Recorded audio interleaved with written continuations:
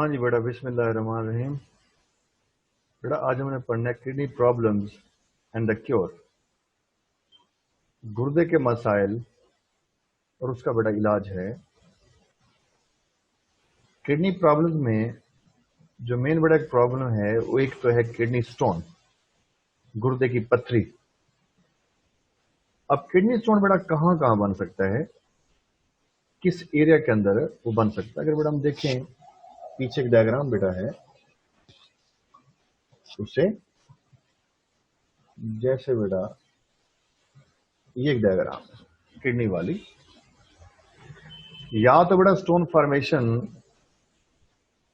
इस pelvis area के अंदर हो सकती है, यहाँ के बच्चों पथरी बन सकती है, यहाँ पर या इधर। ये बड़ा यूरिटर आ रही है, यूरिटर के स्टार्ट में यहाँ पे बन सकती है, या यूरिटर के अंदर भी फंस सकती है। असल बनती किडनी के अंदर है, पेल्विस के अंदर बड़ा बनती है। फिर बनने के बाद यहां से वो यूरिटर के अंदर या निचला जो सिस्टम बेटा है इस ब्लेडर के अंदर या इस नाली के अंदर या यूरेथ्रा के मुंह के ऊपर यहाँ की आकर फंस सकती है, बनेगी बेटा वहीं पर किडनी के अंदर। अब वो स्टोन फॉर्मेशन होती क्यों है? अच्छा बेटा ये भी याद करना, जो स्टोन यहाँ पर बनता है राउंडेड स्टोन नहीं होगा, उसके एजेस, उसके किनारे बने होते हैं, उसकी नोकें बनी होती हैं। उन कोनों या एजेस या नोकों की वजह से वो बहुत चुभती है। जहां बेटा वो चुभेगी, जहां बेटा वो चुभेगी वहां उसकी वजह से इंफेक्शन हो सकते हैं, अंदर बच्चों जख्म हो सकते हैं, फिर बाज़ औक़ात पेशाब के साथ ब्लीडिंग हो सकती है, या फिर पेशाब के बाद पस पस भी निकलती है। इसका मतलब है अंदर इंफेक्शन ज्यादा हो चुका है। ये तो क्या बेटा किडनी स्टोन, ये स्टोन बेटा बनता कहां पर है? वापस आ जाओ बेटा वहां पर। अब जो स्टोन फॉर्मेशन है वो किस किस केमिकल या कंपाउंड की वजह से बनती है? वो जो कैल्शियम स्टोन भी हो सकता है, कैल्शियम का बना हुआ। अगर आपके ब्लड के अंदर कैल्शियम का लेवल हाई हो जाए, उसे कहते हैं बेटा hyper calcaemia. Hyper calcaemia, hyper mean high हो जाना, तो बेटा पड़ा था हाइपरटोनिक, उसमें साल्ट तो ज्यादा होते हैं। तो हाइपर कैल्सीमिया मीन कैल्शियम का लेवल अगर आपके बॉडी के अंदर या बच्चों ब्लड के अंदर ज्यादा हो जाए उसे कहते हैं हाइपर कैल्सीमिया। बेटा कैल्शियम स्टोन भी हो सकते हैं। फिर कहते हैं बेटा ऑक्सलेट टाइप स्टोन हो सकते हैं, ऑक्सलेट, ऑक्सोलिक एसिड। अगर आपके बॉडी के अंदर ब्लड के अंदर ऑक्सलेट का लेवल बेटा ज्यादा हो जाए उसे कहते हैं हाइपर ऑक्सलूरिया। हाइपर ऑक्सलूरिया। 70% स्टोन इस ऑक्सलेट टाइप का बनता है, 70%। अब ऑक्सलेट कहां पे होता है? ग्रीन लीफी वेजिटेबल्स, सब्ज पत्तों वाली सब्जियां, जैसे बेटा हम कहते हैं वो स्पाइनच यानी कि पालक है, मेथी है, साग है, या बंद गोभी है। जो भी सब्ज पत्ते वाली सब्जी हैं उनके ज्यादा इस्तेमाल से ये ऑक्सलेट टाइप स्टोन बन सकता है। या फिर टोमेटोज के अंदर भी बहुत ज्यादा होता है ऑक्सैलिक एसिड। टमाटर का इस्तेमाल कम से कम करना चाहिए, ये पथरी को बनाने में बड़ा मुआविन है। ऐसे आजकल तो कहते हैं कि भाई आप टोमेटो की बजाय आप योगर्ट का, दही का इस्तेमाल करें ज्यादा। तो बड़ा एक हद तक इन चीजों का इस्तेमाल करें, ग्रीन लीफी वेजिटेबल्स का, वरना ये ऑक्सलेट का लेवल हाई हो सकता है, उससे जाकर आगे स्टोन फॉर्मेशन हो सकती है। बेटा हमने कहा था कैल्शियम स्टोन बनता है, कैल्शियम फास्फेट टाइप स्टोन हो सकता है। वो कैल्शियम फास्फेट टाइप हो सकता है। 15% इस किस्म का स्टोन बनता है कैल्शियम फास्फेट वाला, या फिर 10% वो स्टोन यूरिक एसिड टाइप भी हो सकता है, यूरिक एसिड की वजह से भी बन सकता है। बेटा परसेंटेज तैयार करना, ऑक्सलेट सबसे ज्यादा है 70%, कैल्शियम फास्फेट 15%, यूरिक एसिड 10% है। ये डिफरेंट टाइप के स्टोन आ रहे हैं। स्टोन तो बच्चों बन के चले। अब उसका इलाज क्या है? पहले तो बेटा हम ये करते थे कि उसका इलाज ये था कि आप मेडिसिन का इस्तेमाल करते थे, दवाइयाँ खाते थे, और वो जाकर अंदर स्टोन को ब्रेक करती थी मेडिसिन, और फिर आहिस्ता आहिस्ता रेजा रेजा होकर रेत में तब्दील होकर आपके पेशाब के रास्ते आहिस्ता आहिस्ता वो स्टोन निकलता रहता था। आजकल जो जदीद तरीका आ गया वो है lithotripsy, non surgical removal of kidney stone. Non surgical removal यानी कि वो ऑपरेशन सर्जरी बच्चा नहीं होगी, ये नॉन सर्जिकल रिमूवल है। ऑपरेशन बच्चों नहीं होगा, बगैर ऑपरेशन किए उस पथरी को निकाला जाएगा। अब कैसे निकाला जाएगा? इसमें एक्स्ट्रा कार्पोरल शॉकिंग वेव का इस्तेमाल होता है। एक्स्ट्रा कार्पोरल शॉकिंग वेव्स यानी कि बहुत ज्यादा हिट करने वाली, स्ट्राइक करने वाली वेव्स का इस्तेमाल होता है, जिसकी पेनिट्रेशन पावर ज्यादा हो, जैसे हाई अमाउंट ऑफ एक्सरेज और अल्ट्रासाउंड, इनका बड़ा इस्तेमाल होता है। शॉकिंग वेव्स है, ये बड़ी खतरनाक है, एक्सरेज और अल्ट्रासाउंड। इसलिए बंदे को वैसे अपना एक्सरे या अल्ट्रासाउंड भी कम से कम करवाना चाहिए। एक्सरेज ने या अल्ट्रासाउंड की रेज ने जाकर आपके किडनी के अंदर या जिस्म के अंदर उस पथरी को, स्टोन को जाकर ब्रेक करना है। अगर चेक करें, जिसने आपके बॉडी के अंदर मौजूद स्टोन को जाकर तोड़ना है, तो जब वो गुजरेगी आपके बॉडी में से, गोश्त में से, बोन्स में से, या जो जो आर्गन उसके दरमियान में आए, उन आर्गन्स का क्या बनेगा? जरा सोचें आप, उनका कितना नुकसान होगा।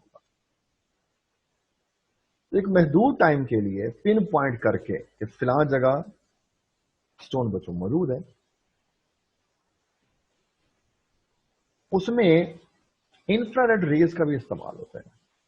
इंफ्रारेड रेज के लिए पहले उसको लोकेट किया जाएगा, फिर बॉडी के ऊपर उसी जगह पर एक मखसूस टाइम के लिए 5 मिनट्स हैं, 10 मिनट्स हैं, वो तो स्टोन के मुताबिक कि कितनी बड़ी स्टोन है, उसका साइज कितना है, फिर उसके मुताबिक उतने टाइम के लिए रेज को बच्चों डाला जाएगा, और फिर इसने जाकर अंदर उस पत्थर को रेजा रेजा करना है, उसको ब्रेक करना है।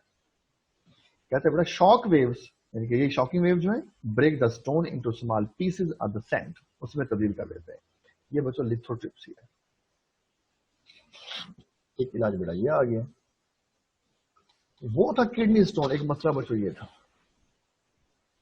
दूसरा मसला किडनी का हो सकता है रीनल फेल्यूर। हम कहते हैं गुर्दे फेल हो गए जी, नकारा हो गए, किडनी फेल हो गया है, ये दूसरा है। एक था बच्चों किडनी स्टोन, दूसरा प्रॉब्लम है रीनल फेल्यूर।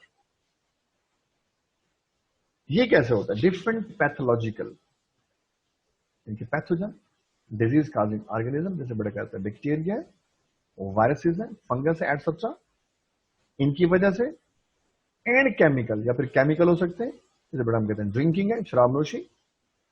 शराबनोशी इंतहाई खतरनाक है किडनीज के लिए, गुर्दे जाकर बिल्कुल तबाह हो जाते हैं। या पॉइजन हो सकते हैं, जैसे बंदे ने जहर पी ले, गुर्दे नाकाम हो गए, नकारा हो गए। या फिर स्टीराइड मेडिसिन बड़ी खतरनाक है, स्टीराइड के इस्तेमाल से भी, मुसलसल इस्तेमाल से गुर्दे बच्चों आहिस्ता आहिस्ता नकारा होते हैं। फैक्टर्स, ये वो फैक्टर्स हैं, damages the glomerular part of nephron. बच्चों ये इन्फेक्शन या केमिकल अटैक कहां करते हैं? ग्लोमेरुलस के ऊपर, नेफ्रॉन के ग्लोमेरुलस के ऊपर। क्योंकि बच्चों पढ़ा था कि सबसे पहला फंक्शन है यूरिन फॉर्मेशन है, वो ग्लोमेरुलस से स्टार्ट होता है। वो फिल्ट्रेशन पढ़ी थी आपने, या अल्ट्रा फिल्ट्रेशन, वो कहां से स्टार्ट होती है? ग्लोमेरुलस से। बच्चों डायग्राम बड़ा पीछे आई थी, पीछे वापस आ जाए, दिखा देता हूं आपको। ये बच्चों ग्लोमेरुलस खड़ा हुआ है, ये वाला, बाहर वुमेन्स कैप्सूल है। तो इसकी नालियों के अंदर अगर इंफेक्शन हो जाए, वो इंफेक्शन पैथोलॉजिकल हो सकता है या केमिकल की वजह से हो सकता है। तो अगर ये नालियां खराब हो गई तो आगे बड़ा कोई काम नहीं होगा, आगे प्रेशर फिल्ट्रेशन नहीं होगी, जब फिल्ट्रेशन नहीं होगी तो आगे कोई काम नहीं होना मेरा। फिर आगे ना तो फिर रीअब्जॉर्प्शन होगी ना सिक्रीशन होगी, उसका यूरिन बनता नहीं, पेशाब नहीं बनेगा उसका तो बड़ा नुकसान है। गुर्दे आपके काम ही नहीं कर रहे, वो ब्लड को क्लीन नहीं कर रहे, ब्लड को बच्चों फिल्टर नहीं कर रहे, तो उस हालत में तो बंदा ऐसे तड़पता है जैसे कि मछली पानी के बगैर या बाहर तड़पती है। बंदा मरने वाला हो जाएगा, वो मर भी जाएगा, तो बड़ा नुकसान है। तो अटैक बड़ा कहां हो रहा है? ग्लोमेरुलस के ऊपर। अब वापस आ जाओ वहां पर। Increase plasma level of urea, आपके ब्लड प्लाज्मा के अंदर यूरिया का लेवल हाई हो जाएगा एंड अदर नाइट्रोजनस बेस वो भी ज्यादा हो जाने। Rise in urea level causes the high blood pressure and anaemia. नुकसान क्या होगा? उस बंदे का ब्लड प्रेशर शूट कर जाएगा, हाई हो जाएगा, और अनीमिया शदीद खून की कमी होना शुरू हो जाएगी, ब्लड उसका नहीं बनेगा, ब्लड फिल्टर नहीं होगा तो वो नया ब्लड नहीं बनेगा, ये नुकसान हो गया है। अब उसका इलाज क्या है? डायलिसिस। एक वो इलाज डायलिसिस है। The cleaning of the body from the urea, body को क्लीन करना है यूरिया से, ये डायलिसिस है। The blood is clean by passing through dialyser machine. वो ब्लड कैसे क्लीन होता है? एक डायलाइजर मशीन है, उसके जरिए ब्लड को क्लीन किया जाएगा। उस डायलाइजर मशीन को बच्चों आर्टिफिशियल किडनी भी कह देते हैं, क्योंकि ये मशीन बिल्कुल किडनी के तौर पर काम करते हैं, जैसे बड़ा किडनी काम करते हैं। तो डायलिसिस बड़ा क्या है? Cleaning of the body from urea and the blood is cleaned by passing through dialyser machine. Artificial kidney ये मशीन के तौर पर काम करेगी और ब्लड जाकर बेटा उसका फिल्टर होगा। फिर डायलिसिस दो तरह का है, हीमोडायलिसिस और पेरिटोनियल डायलिसिस। हीमोडायलिसिस क्या है बेटा? ये डायग्राम आपको दिखाई जा रही है। एक पेशेंट है, ये उसकी आर्टरी में से ब्लड को निकाला जा रहा है।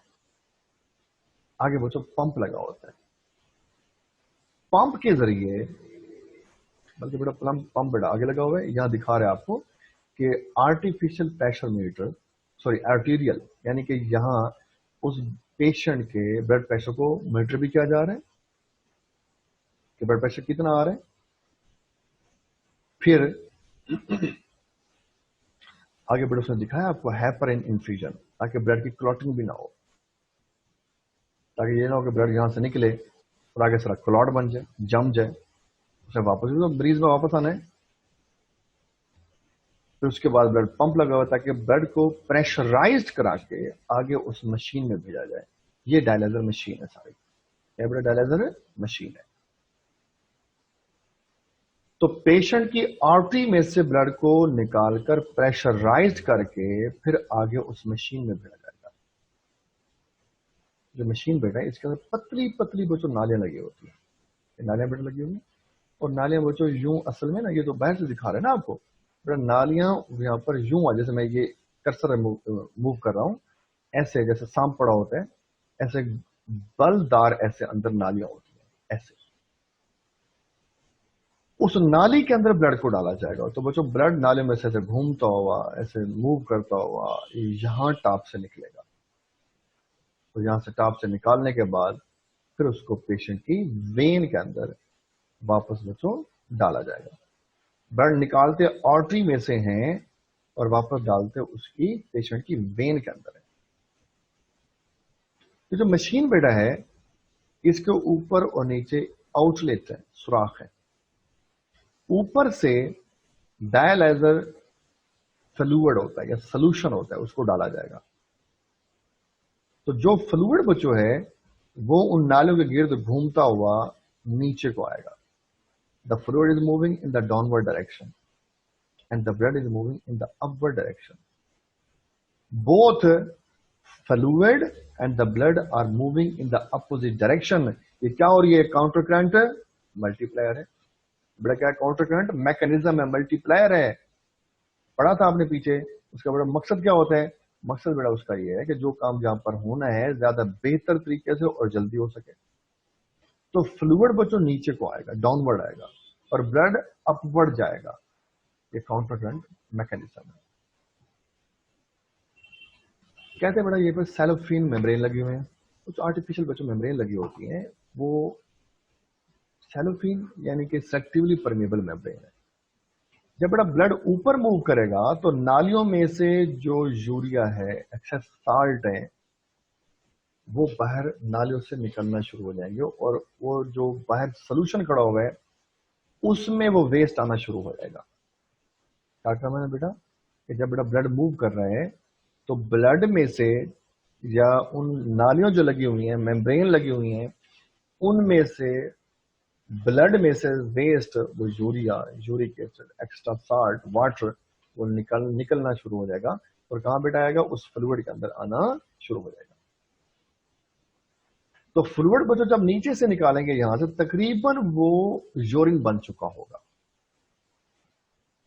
क्योंकि बच्चों ब्लड में से जब चीजें निकलेंगी उस सोल्यूशन में आएंगी, उस फ्लूइड के अंदर आएंगी, तो तकरीबन वो यूरिन बन चुका होगा। तो ब्लड बच्चों इस तरीके से फिल्टर होगा कि जो ब्लड बेटा ऊपर जा रहा है, आहिस्ता आहिस्ता वेस्ट उस ब्लड में से निकलते आएंगे और फ्लूइड में आना शुरू हो जाएंगे, तो बेटा ब्लड यहां से क्लीन होता हुआ वापस पेशेंट में जाना शुरू हो जाएगा। बच्चों तकरीबन इसको 4 घंटे 5 घंटे लग जाते हैं इस हीमोडायलिसिस को। फिर ये डिपेंड करता है पेशेंट के ऊपर कि पेशेंट की हिस्ट्री क्या है, उसे गुर्दे कितने नकारा हैं, कितने फीसद काम कर रहे हैं। जैसे बड़ा अगर इन्फेक्शन अभी स्टार्ट हुआ है तो पहले डॉक्टर कहते हैं भी ऐसा करें, आपको महीने के बाद एक दफा डायलिसिस कराना पड़ेगा। अगर बड़ा इन्फेक्शन बढ़ना शुरू हो जाए फिर डॉक्टर कहते हैं ऐसा है कि अब 15 दिन के बाद करवाएं, अब 10 दिन के बाद कराएं, अब हफ्ते के बाद कराएं, अब 3 दिन के बाद कराएं। अगर टाइम 3 दिन से कम आ रहा हो फिर डॉक्टर कहते हैं भी अब आपका गुजारा यूं नहीं हो सकता, अब आप किडनी ट्रांसप्लांट कराएं, गुर्दे नए डलवाएं, आप किसी और के डलवाएं। वो कहते हैं किडनी ट्रांसप्लांट वो एंड स्टेज है। अगर डायलिसिस से आपका काम बच्चों नहीं चल रहा फिर एंड क्या होगा, एंड बेटा जाकर उसका फिर वही होगा, यानी कि किडनी ट्रांसप्लांट होगा। ये तो बच्चों हीमोडायलिसिस के ब्लड को फिल्टर करके बॉडी के अंदर डाला जा रहा है, 4-5 घंटे का प्रोसेस है। फिर बेटा दूसरा है पेरिटोनियल डायलिसिस। डायलिसिस दो तरह के हैं। पेरिटोनियल ये क्या है, एब्डोमेन, जो आपका जो पेट है, पेट की जो दीवार है, is lined by thin membrane, अंदर एक थिन मेम्ब्रेन लगी हुई है कॉल्ड पेरिटोनियम। बड़ा आपका पेट जो है ना, पेट जिसमें आपके ये स्टमक, इंटेस्टन ये पड़ी हुई है, वो पेट की जो अंदरूनी दीवार है उसके ऊपर थिन एक मेम्ब्रेन चढ़ी हुई है, उसे कहते हैं बच्चों पेरिटोनियम। और जो अंदर एब्डोमेन की कैविटी है, जिसमें बच्चों आपका स्टमक, इंटेस्टन वगैरह पड़ी हुई है, उस कैविटी को हम कहते हैं पेरिटोनियल कैविटी। बेटा अंदर कैविटी, पेरिटोनियल कैविटी। तो करते क्या है इसमें, करते बेटा ये देखिए जैसे आपको दिखाया गया है मेरे बच्चों, ये डायलाइजर बैग खड़ा हुआ है, उसमें डायलाइजर फ्लूइड है, उस फ्लूइड को बच्चों डाला जाएगा कैथीटर के जरिए। कैथीटर बच्चों, कैथीटर एक बहुत ही पतली रबर की नाली होती है जिसके इधर तो एक रास्ता है, आगे चलकर उसके बच्चों दो रास्ते बनते हैं, दो उसके मुंह हैं। एक रास्ते से डायलाइजर फ्लूइड के उस पाइप को लगा दिया जाएगा, और दूसरा जो उसका मुंह है उसके साथ ये एक बैग खड़ा होता है नीचे, उसको साथ लटका देता है, जिसमें उसका यूरिन आहिस्ता आहिस्ता जाकर इकट्ठा होगा। बाद में बताते हैं बच्चों कैसे इकट्ठा होगा। तो जो कैथीटर है, रबर की बनी हुई नाली, इसको थोड़ा नाक के नीचे जाकर आपके पेट में सुराख करके अंदर डाल देते हैं। पेट की दीवार जो बचा है ना, पेट की दीवार, बैरूनी दीवार, थोड़ा नाक के नीचे जाकर उसको अंदर घुसा देते हैं। और कहां घुसाएंगे, उस पेरिटोनियल कैविटी के अंदर। ये बड़ा पेरिटोनियल कैविटी है सारी। ये आपकी रीढ़ की हड्डी खड़ी हुई है, ये बड़ा आपका डिफरेंट आपके अज़ा पड़े हुए हैं, और ये आपके ब्लड सेल्स आ रहे हैं। तो कहना बच्चों ये जाता है कि ये कैविटी है पेरिटोनियल कैविटी, इसकी जो दीवार है वो है पेरिटोनियम। तो करना क्या है बच्चों, सबसे पहले वो जो डायलाइजर फ्लूइड है उसको बेटा इसके कैविटी के अंदर भर देते हैं। भर दिया आपने, इसको 3-4 घंटे यहाँ पर रखा जाएगा। तो जो आपकी पेरिटोनियम की दीवार है उसमें से जो ब्लड मूव कर रहा है, बच्चों ब्लड तो हर जगह आपके जिस्म के अंदर, तो ब्लड कैपिलरीज में से जो वेस्ट है बच्चों आहिस्ता आहिस्ता वो आकर इस डायलाइजर फ्लूइड में इकट्ठा होना या डिफ्यूज होना शुरू हो जाएगा। क्या बेटा हमने कहा कि आपने फ्लूइड डाला कैविटी के अंदर, भर दिया बच्चों आपने, ठीक है। पेरिटोनियल कैविटी में क्या लगे हुए, मेम्ब्रेन लगी हुई है, तो बेटा इसके अंदर ब्लड वेसल्स हैं, तो डिफ्यूजन होगी, ब्लड में से वेस्ट निकलकर आहिस्ता आहिस्ता फ्लूइड में आना शुरू हो जाएगा। 3-4 घंटे के बाद बहुत सारा वेस्ट बच्चों ब्लड में से निकलकर आपके इस फ्लूइड में आ चुका होगा। फिर इस फ्लूइड को बच्चों यहां से निकाल देंगे, तकरीबन यूरिन बन चुका होगा। फिर नया और फ्लूइड डालेंगे, वो पुराने वाला निकालने के बाद फिर और डालेंगे, उसको रखा जाएगा। फिर थोड़ी देर के बाद, घंटे 2 घंटे के बाद उसको निकाल दिया जाएगा। तो ऐसा बच्चों 3-4 दफा रिपीट किया जाएगा हर 1-2 घंटे के बाद। इस तरीके से आपका ब्लड फिल्टर हो सकता है। ये बच्चों देखकर कोई ज्यादा बेहतर नहीं है, ये इफेक्टिव नहीं है। आजकल ज्यादा जो इफेक्टिव है वो हीमोडायलिसिस है, ये बच्चों पेरिटोनियल डायलिसिस। फिर आगे बड़ा ध्यान करते हैं, बल्कि आगे नया टॉपिक आ रहे हैं। तो इसने बेटा आपको बताया कि अगर उसका रीनल फेल्योर बेटा हो गया है तो फिर उसका डायलिसिस होगा। और बच्चों डायलिसिस 2 तरह का है, हीमोडायलिसिस और बच्चों पेरिटोनियल डायलिसिस। बेटा ये था हीमोडायलिसिस, ये में डायलिसिस मशीन का इस्तेमाल होगा। और जो पेरिटोनियल डायलिसिस है उसमें फ्लूइड को भर दिया जाएगा पेरिटोनियल कैविटी के अंदर या एब्डोमिनल कैविटी के अंदर, और ब्लड में से वेस्ट ऐसा से डिफ्यूज होकर इस फ्लूइड में आएगा। फिर घंटे 1.5 के बाद यहां से उसको निकाल दिया जाएगा और नया फ्रेश डायलिसिस फ्लूइड और डाला जाएगा। तो 3-4 दफा इसको हर घंटे 1.5 घंटे के बाद रिपीट किया जाएगा। तो इस तरीके से ब्लड बच्चों फिल्टर हो सकता है। ये बच्चों पुराना तरीका है, बड़ा ज्यादा इफेक्टिव वो पहले वाला है। ये तो बच्चों किडनी प्रॉब्लम क्योर हो गया। उसके बाद आगे बच्चों, अब आगे थर्मो रेगुलेशन। बेटा याद करो इस चैप्टर में 3 चीजें थी। नंबर 1 था बच्चों ऑस्मो रेगुलेशन, नंबर 2 बच्चों एक्सक्रीशन, और नंबर 3 अब है बच्चों थर्मो रेगुलेशन। तो ये भी करना। अब बेटा ध्यान करता है कि जो प्लांट्स है थर्मोरेगुलेशन कैसे करते हैं, उनमें अडेप्टेशन बेटा क्या क्या है। 3 डिफरेंट टाइप्स के एनवायरनमेंट के अंदर प्लांट मौजूद हो सकते हैं। या तो बेटा हाई टेम्परेचर हो सकता है, जैसे कुछ हम कहते हैं डेजर्ट है, सहरा है, वहां भी प्लांट जिंदा है, मरते नहीं है। अब हाई टेम्परेचर का असर क्या होता है, दे डिनेचर द एंजाइम, उससे एंजाइम डिनेचर हो जाएगा, एंजाइम खराब हो जाएगा, उसकी एक्टिव साइट खराब हो जाएगी। तो जब भी डिनेचर का नाम लेगा एंजाइम का तो बेटा उसका मतलब है उसकी एक्टिव साइट खराब होती जा रही है। And damage is the metabolism, उससे मेटाबॉलिज्म डैमेज हो जाएगा, उसका मेटाबॉलिज्म ही नहीं होगा प्लांट का, उसके सारे सेल की फैक्ट्रियां स्टॉप हो जानी है। फिर प्लांट क्या करता है, उसका तोड़ उसने क्या निकाला होगा। Plants cool their body by the evaporation. जो गर्मी में प्लांट खड़ा हुआ है वो अपने आप को सर्वाइव कैसे करता है, वो जो एक काम कर रहा है कि एवेपोरेशन करेगा, evaporation as well as a cooling effect, उससे प्लांट ठंडा हो जाएगा। फिर close tomato in the hot and the dry weather, अगर ड्राई वेदर है, ज्यादा जो गर्मी आ गई तो पानी को जाने से बचाने के लिए टोमेटा बंद भी कर सकते हैं। या असल है बच्चों हीट शॉक प्रोटीन, ज्यादा टेम्परेचर को बर्दाश्त करने वाली प्रोटीन है, ज्यादा टेम्परेचर पे खराब नहीं होती। These protein cover the enzyme, form a case, एक शेल बना देती है। बच्चों इस प्रोटीन ने एंजाइम के ऊपर केस चढ़ा दिया, कवर चढ़ा दिया, ताकि हाई टेम्परेचर का असर एंजाइम तक ना पहुंचे, एंजाइम खराब ना हो। Certain enzyme are adapted to work above 40 degree centigrade. इस तरीके से 40 डिग्री सेंटीग्रेड से ऊपर भी वो एंजाइम काम कर सकते हैं। तो बड़ा वो ऑपरेशन करते हैं, ड्राई वेदर में स्टोमेटा क्लोज कर लेते हैं और हीट शॉक प्रोटीन का इस्तेमाल करते हैं। अगर टेम्परेचर बेटा लो हो जाए, वो 5 हो गया, 10 हो गया, 2 हो गया, तो वहां पहले असर क्या पड़ता है? Lipids molecule of cell membrane form crystalline structure.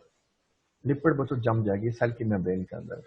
इसका बड़ा मतलब है कि सुराख बंद हो जाने, सेल का ट्रांसपोर्ट वो स्टॉप हो जाएगा, ना कोई चीज सेल के अंदर जा सकती है ना वो जो बाहर आ सकती है, तो सेल का सारा ट्रांसपोर्ट का सिस्टम डिस्टर्ब हो गया। तो lipids molecule of cell membrane form crystalline structure.